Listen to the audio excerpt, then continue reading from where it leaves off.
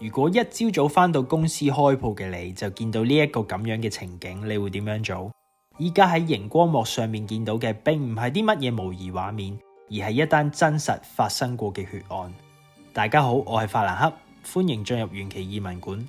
Lululemon， 我相信大家對呢個牌子一啲都唔陌生，一個1998年於加拿大起家，專做瑜伽服飾嘅品牌。近10年崛起之後，帶起運動休閒風潮。瑜伽衣着，我哋今日就唔喺度討論，但你又知唔知道你着緊嘅呢一個品牌曾經捲入過一單兇殺案，而且案情仲非常曲折離奇。中意聽奇案嘅你哋，歡迎訂閱呢個頻道。事不宜遲，依家我哋就一齊揭開 Lululemon 兇殺案背後嘅故事。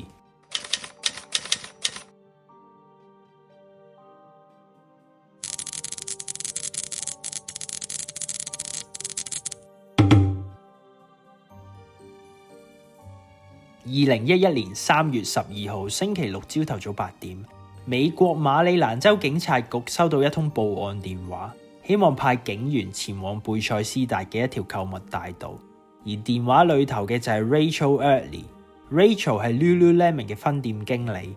貝塞斯達位於美國首都華盛頓市嘅西北邊，治安同風氣都非常良好，好多大品牌都有落戶喺呢一區。警員收到呢個電話之後都大為緊張。Rachel 表示佢返到鋪頭嘅時候，店門係冇上鎖，本來只係以為有同事早過佢返到，但當入到裏面嘅時候，並唔係佢想象中嘅咁。店面一地都係貨物，就好似俾人大肆搶劫完。而店後方休息室嘅燈仲着住。Rachel 向店入面叫咗一聲，有人以微弱嘅聲音回應，不過 Rachel 自己一個實在唔敢再行入去。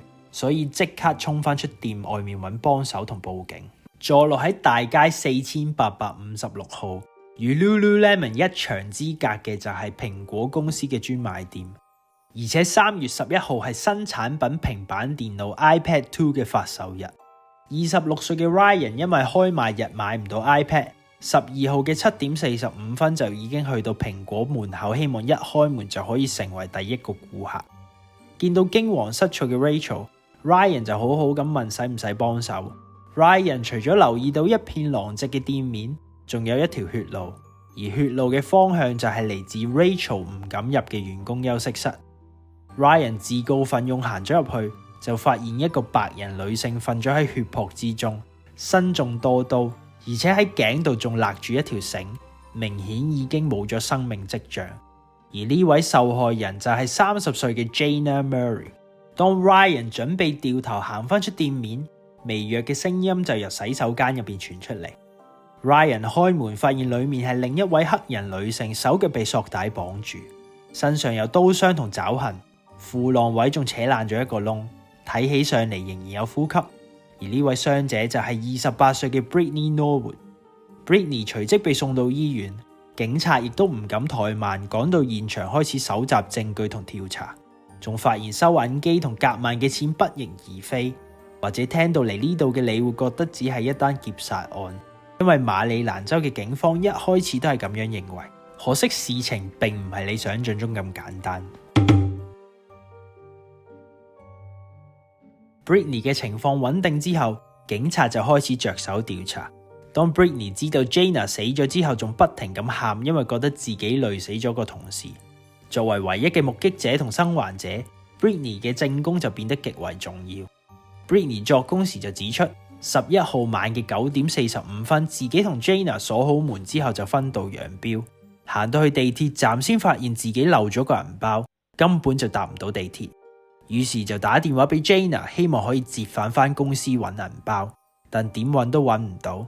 因為 Jayna 揸車返工，所以就話可以借張卡俾 Brittany 自己搭地鐵。本來以為好快搞掂就冇鎖門，原來有2名戴住頭套嘅黑衫男子已經靜悄悄咁入咗 Lululemon， 仲從後面襲擊自己同 Jayna， 隨即被男子用索帶綁起，首先被逼打開收銀機同夾萬，之後自己被拖到洗手間，亦眼白白睇住 Jayna 被拖到休息室。男子對自己使用種族歧視字句，仲被性侵同衣架凌辱。而隔籬嘅 Jayna 聲音亦都越嚟越微弱，相信最後係被毆打同斬死，自己仲曾經被呢位蒙面男子拉到 Jayna 面前，男子同自己講：今日你好彩，死嘅人唔係你。最後就被拉返入洗手間，直到朝頭早被 Ryan 發現。Britney 指出，從佢哋嘅聲音聽起嚟，好似係兩個大約20幾歲嘅白人。攻擊自己嘅男子比較矮，身高大約165cm；攻擊 Jayna 嘅男子就比較高，大約係183cm，中等身材。警察就開始循住 Britney 嘅口供調查呢單案件。會唔會本身係想搶劫蘋果公司，但改變主意而向 Lululemon 落手？定其實係一單仇殺案？驗屍結果顯示 Jayna 身上有331個傷痕，法醫估計最少有105都係 Jayna 自我防衛嘅時候中嘅。除咗刀傷，全身上下仲有唔同嘅擦傷同瘀傷，頭部最少受到6下嘅重擊，重擊嘅力量係等同撞車。而致命嘅一擊係由後腦插入嘅刀傷。從店入面血路嘅方向推測， Jayna 係想跑到後門逃生。不過法醫就揾唔到 Jayna 有被性侵過嘅痕跡，而且身上嘅褲亦都冇被除或者剪爛過。身邊嘅人都指 Jayna 聰明又善良。喺德州長大嘅 Jayna 同身邊嘅人相處得好好，同事都好中意佢。移居到華盛頓市，一邊攻讀碩士學位，一邊喺 Lululemon 打工，而且佢真心喜歡 Lululemon 呢個品牌。畢業之後都想繼續留喺公司發展。大家都冇法子相信 Jayna 一夜之間被殺，而且手法仲要係無比咁兇殘。警方喺店入面揾到一個沾滿血嘅衣架，沾滿血跡嘅作案工具散落一地，仲有一個打開咗嘅工具箱。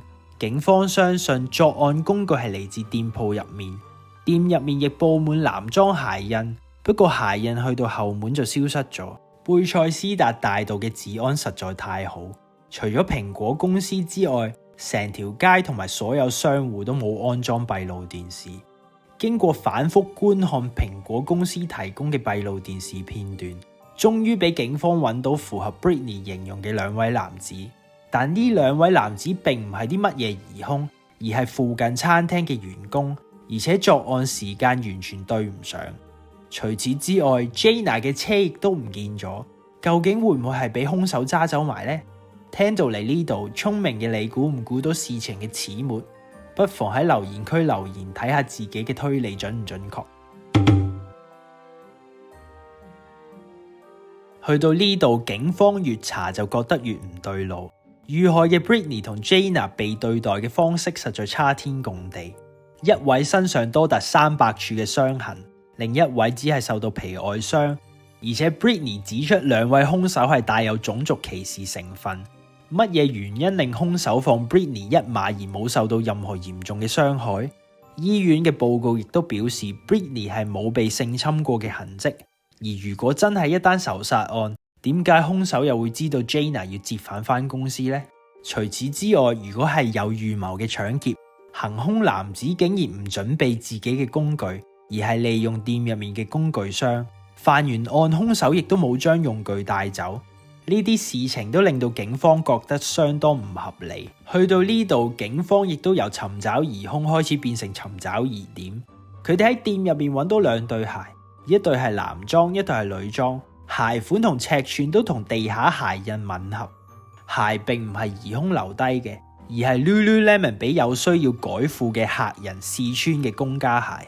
警方仲發現男裝鞋印全部都係踩喺 Britney 嘅鞋印上面，好似係有心要掩蓋自己嘅鞋印咁。警方開始有理由相信呢單係一單自導自演嘅兇殺案。而如果係自導自演，咁頭先提到嘅所有疑點一切都變得好合理。警方首先檢查綁喺 Britney 手上嘅索帶，警察喺索帶上面揾到有被牙咬過嘅痕跡，因為 Britney 如果要自綁嘅話，咁佢就需要用牙齒去索緊手上面嘅索帶，而且警方揾到2樣極度有力嘅證據去將 Britney 由受害人轉為疑兇。警方幾日之後，終於喺3條街後面嘅停車場揾到 Jayna 嘅失車。經過法醫檢驗，發現軚盤同車入面都有2位女士嘅血跡，仲揾到一頂染有 Britney 血跡嘅帽。當晚有巡警經過，認得呢一部掛住德州車牌嘅車，同埋見到車上面唔係一對男人，而係一位女人。除咗巡警，蘋果門店嘅員工大約夜晚10點過後，聽到牆另一面 Lululemon 傳出奇怪嘅聲音，包括拖拉聲、重擊聲同埋尖叫聲，亦都有聽到對話，好似係 Talk to me, don't do this, what's going on, God help me, please help me。不過蘋果員工覺得可能只係員工之間嘅爭執，就冇理會，繼續去做嘢，直到11點鐘收工。唯一可以確定嘅係佢哋冇聽到任何男人嘅聲音。案發嘅4日之後 ，Britney 再次被帶到警署協助調查。不過佢今次唔再係為佢口中嘅劫殺案提供更多嘅證據，而係被警方就以上嘅疑點提出質問。可惜 Britney 嘅大話已經冚唔到另一個大話。被問到塞車上面嘅血跡 ，Britney 就話係疑兇逼佢將架車揸走。而點解見到巡警又唔報警，停低咗架車又唔逃走呢？佢嘅解釋就係當時太驚，而且手袋有自己嘅地址，怕逃走會被揾上門。不過就算點解釋，所有證據嘅矛頭都指向 Britney 就係兇手。3月18號，馬里蘭州警方以1級謀殺罪拘捕 Britney Norwood。咁 Britney 嘅動機係乜嘢？點解要殺 Jayna 滅口呢？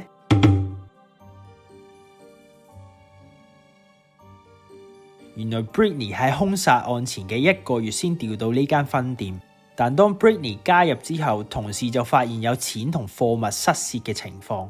不過 Lululemon 嘅政策係需要當場捉到，人贓並獲先可以採取行動。離開公司之前 ，Lululemon 會要求員工互相檢查個人物品。Jayna 留意到 Britney 嘅袋入面有一條冇剪牌嘅瑜伽褲。Britney 就話呢條瑜伽褲係開工之前買嘅，但同事就冇俾到收據。Jayna 一上到自己架車就即刻打俾同事問 Britney 今日有冇買過嘢，亦都向經理 Rachel 報告咗呢件事。Britney 似乎知道事情敗露將會丟失呢份工作，就決定殺人滅口。可惜佢並唔知道，佢叫 Jayna 折返返公司之前，已經打咗電話去報告呢件事。Britney 並唔係第一次被指控偷竊，其實佢運動天分好高，紐約石溪大學曾經提供全額嘅獎學金，希望 Britney 可以加入大學嘅足球隊，但佢一直都改唔到偷竊嘅壞習慣，最後仲因為隊友一齊投訴而被踢出校。之後嚟到華盛頓市投靠姐姐，輾轉之下獲得 Lululemon 嘅工作，而且佢夢想係開一間健身房，所以呢份工對佢嚟講簡直係夢寐以求。去到呢一刻，其實已經證據確鑿。喺法庭上面 ，Britney 嘅律師團隊已經唔再係幫佢洗脫罪名，而係決定用冇預謀嘅呢一個點去打呢單案，希望法官可以降至2級謀殺。因為2級謀殺罪名成立 ，Britney 最多會被判處30年嘅監禁，但如果行為良好，15年就可以申請假釋。不過法官並唔認同 Britney 嘅律師團隊，認為兇手嘅手法極度兇殘，死者要承受300次嘅攻擊，令佢慢慢同痛苦中死去。2012年1月 ，Britney 1級謀殺罪名成立，被判處終身監禁，終生不得假釋。重新裝修過嘅 Lululemon 用彩繪玻璃砌咗個 Love 嘅字樣去紀念 Jayna。喺2017年，因為 Lululemon 搬鋪，呢塊玻璃就送咗俾 Jayna 嘅家人。